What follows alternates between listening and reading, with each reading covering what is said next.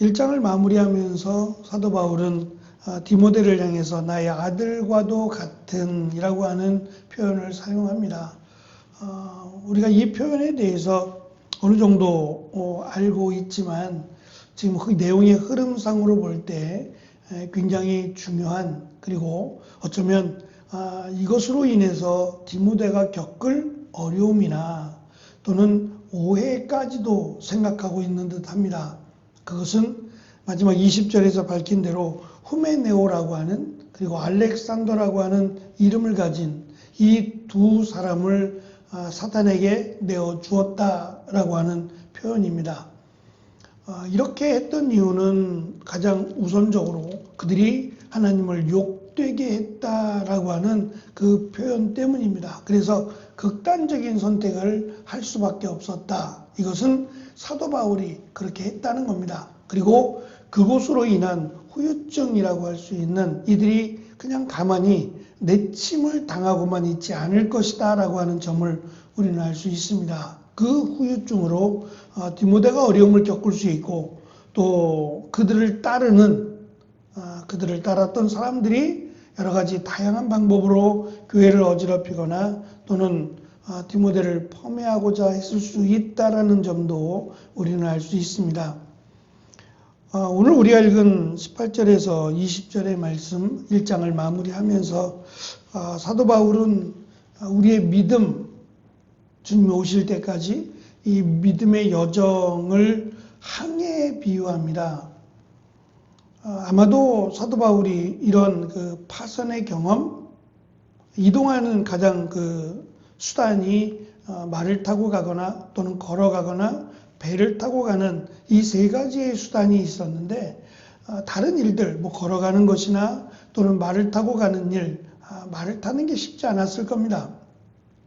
말을 구입해야 되는 일도 쉽지 않았을 일이고, 대부분을 걸어서 이동을 했는데, 이것은 크게 위험하다라고 이 도로상에서 위험한 사람들, 강도나 이런 사람들을 만나는 경우가 아니라면 그리 크게 위험이라는 것을 느끼진 않았을 겁니다. 하지만 배의 경우는 다릅니다.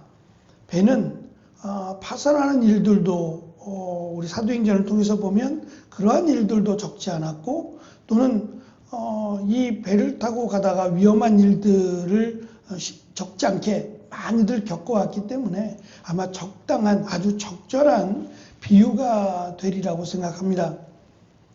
19절에서는 그들은, 그렇게 하지 않은 사람들은 믿음을 잃어버리고 말았습니다 라고 번역을 했어요. 이것도 아마 파선이라는 단어를 조금 더 쉽게 풀이해서 설명하고자 한 무리수가 아니었나 생각이 드는데요. 이 믿음을 잃어버리다라고 하는 이 잃어버리는 이것이 파선이라는 단어입니다. 말씀드린 것처럼 아마 그림을 그렸을 것 같아요. 이 말씀을 들었던 이들은 이 배가 파선당하는 그 상상을 충분히 할 수 있었으리라고 생각합니다. 문제는 이 배가 파선당하는 일, 이것을 18절에서는 선한 싸움과 비교하고 있다는 점이에요. 믿음을 우리가 지키는 일이 단순히 나만의 문제, 나 개인적인 어떠한 일로 인해서 생기는 문제도 있을 수 있지만, 사도 바울은 이것을 싸움과 또는 전쟁과 비교를 해서 지금 설명하고 있다는 말입니다. 바꿔 말하면 믿음을 지키지 못하면 전쟁에서 패하여 죽음에 이르게 되는 아주 극단적인 상황까지도 사도 바울은 설명하고 있어서 이것이 얼마나 치열하고 이것이 얼마나 중요한 그런 싸움인지를 의도적으로 강조하고 있습니다.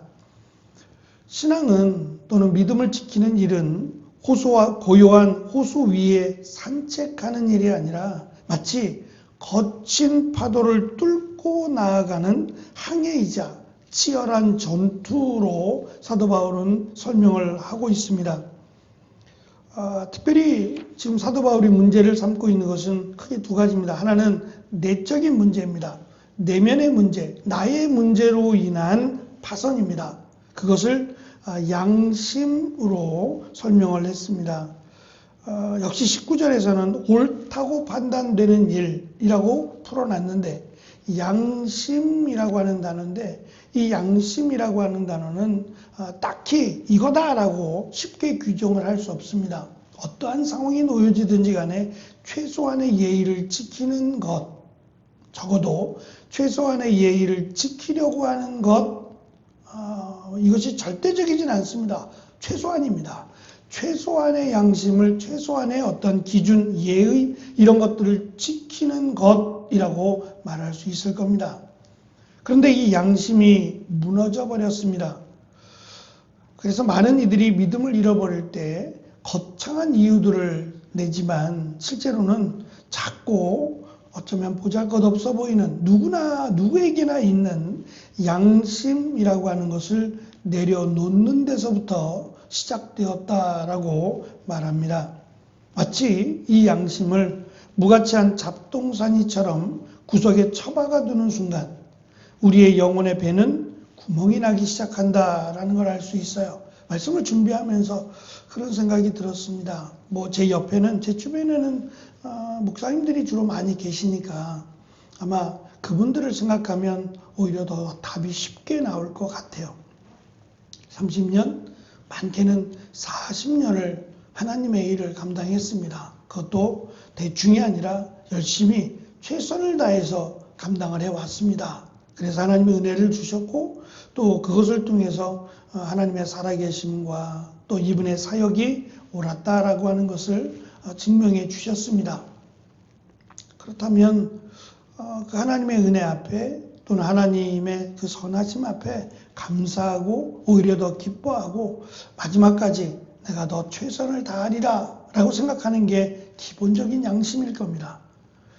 그런데 언제부턴가 이 기본적인 양심에 금이 가고 이 양심이 저 말씀드린 구석에 처박아지는 것처럼 마치 내가 드러나야 하고 나를 알아주지 못함이 섭섭해지고 그래서 결국은 무언가를 그에 합당한 마치 베드로가 그랬던 것처럼 내가 모든 것을 보고 모든 것을 버리고 주를 따랐으니 그에 합당한 것을 당연히 받아내야 한다라고 하는 그래서 우리가 흔히 이것들을 양심도 없는 이라고 하는 표현을 사용합니다. 이런 것을 바라고 시작하지 않았을 겁니다. 저도 마찬가지고 목사 안수를 받을 때 내가 과연 목사 안수를 받을 수 있을까? 나같이 부족한 자가? 라고 하며 이렇게 좀 물러서려고 했던 마음 말입니다. 내가 주를 위해서 정말 열심을 다하겠다라고 하는 다짐 그것으로도 부족해서 좀 하나님 앞에 얼굴도 들 수 없을 만큼 그랬던 사람이 이제는 뻔뻔하게 내가 이만큼 했는데 이에 적당한 것을 받아내야 하지 않겠느냐라고 하는 것은 양심이 없는 겁니다. 양심을 잃어버린 그 뻔뻔한 모습이 지금 우리가 살아가는 또 주변에 있는 다는 아닙니다. 그렇지 않은 분들도 많습니다만 그러한 소식을 접할 때마다 정말 양심이 없구나라고 하는 생각을 갖게 됩니다. 이것이 결국은 배가 파선하듯이 우리의 믿음의 항로를 잃어버리고 믿음이 좌초가 되는 이런 일들이 이 양심을 내려놓는 데도 시작한다고 사도 바울은 가르쳐 주고 있고 이것이 결국 사도 바울과 디모데를 향한 같은 하나님의 일을 감당하는 그들을 향한 권면이 아닌가 싶습니다. 두 번째는 이 양심을 내려놓는 것과 더불어서 자신의 이익이 앞서게 될 때 결국 그것이 배를 파선하게 만든다는 것을 알 수 있어요. 지금 거창하게 이름을 댔어요. 후메네오와 알렉산더.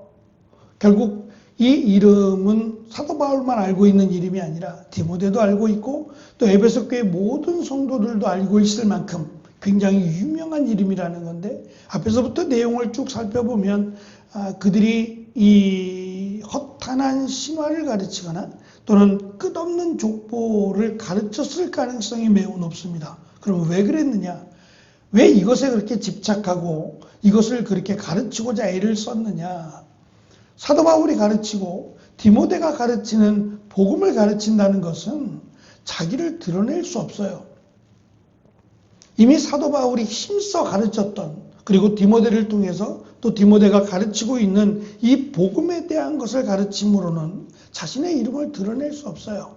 그래서 결국 자신의 이름을 우리가 이렇게 잘 가르친다, 우리가 이렇게 대단한 사람이다 라고 하는 것을 드러내기 위한 수단이 바로 허탄한 신화 또는 끝없는 족보를 더 이것에 매진하고 이것을 가르치고자, 그래서 우리가 더 잘 가르친다고, 우리가 더 나은 사람이라고 자신의 이름을 드러내기 위해서 애썼다는 것을 알 수 있어요. 근데 사도 바울은 이들의 모습 또는 이들의 가르침에 대해서 확실하게 선을 긋습니다. 그것은 그들이 하나님을 욕되게 하였다라고 하는 표현입니다. 아주 극단적인 표현이죠. 그래서 그들을 사단에게 넘겨주었다라고까지, 하나님을 욕되게 하는 자들을 결국 사단에게 넘겨주었다라고까지 표현을 한 겁니다. 이 말은 믿음의 공동체인 교회는 하나님이 함께 하시는 곳이고 하나님의 나라의 축소판입니다. 그 하나님의 나라에서 내어 보냈다는 얘기예요. 출교했다는 얘기입니다. 더 이상 교회에 있지 못하도록 출교했다라고 하는 표현을 사탄에게 내어 주었다라고 하는 표현으로 한 겁니다. 이렇게까지 사도 바울이 했던 이유는 분명히 하나님의 이름을 욕되게 했기 때문입니다. 앞에서도 우리가 데살로니가 교회에서도 우리 살펴본 것처럼 그들을 적으로, 그들을 원수로 두지 않았을 겁니다. 그들을 위해서 끊임없이 기도했을 것이고 권면했을 것이 분명합니다. 개인적으로 또는 교회가 여러 가지 다양한 방법으로 권면을 했음에도 불구하고 끝끝내 그 권면을 듣지 않고 결국 하나님을 욕되게 하는 자로 서게 될 때 다른 성도들을 위해서, 다른 믿음의 길을 가는 자들이 함께 파손되지 않도록 극단적인 선택을 할 수밖에 없었다라고 하는 것을 가르쳐 주고 있습니다. 우리의 믿음의 항로를 잃어버리거나 또는 믿음의 배가 파손하는 경우는 세상의 풍파 때문이 아닙니다. 오히려 우리 안에 양심을 내어 버릴 때, 그리고 우리의 이름을 드러내고자 할 때 결국 우리의 믿음의 배가 파손된다는 것을 기억해야 됩니다. 오히려 새참 비바람은 우리의 믿음을 견고하게 하고 양심을 깨끗하게 하는 기회가 되기도 합니다. 그래서 나의 양심이 내가 처음에 하나님을 믿고 내가 말씀대로 살아가겠노라고 그렇게 다짐하며 하나님께로 나아왔던 그 믿음의 양심이 지금도 자리를 지키고 있는지. 배를 만들 때 가장 중요한 건 여러 가지 기능이 많습니다만 이런 복잡한 전자적인 어떤 기능 말고 배를 항해함에 있어서 가장 중요한 것이 있답니다. 그것이 이 밸러스트라고 하는 중심을 잡아주는 일인데요.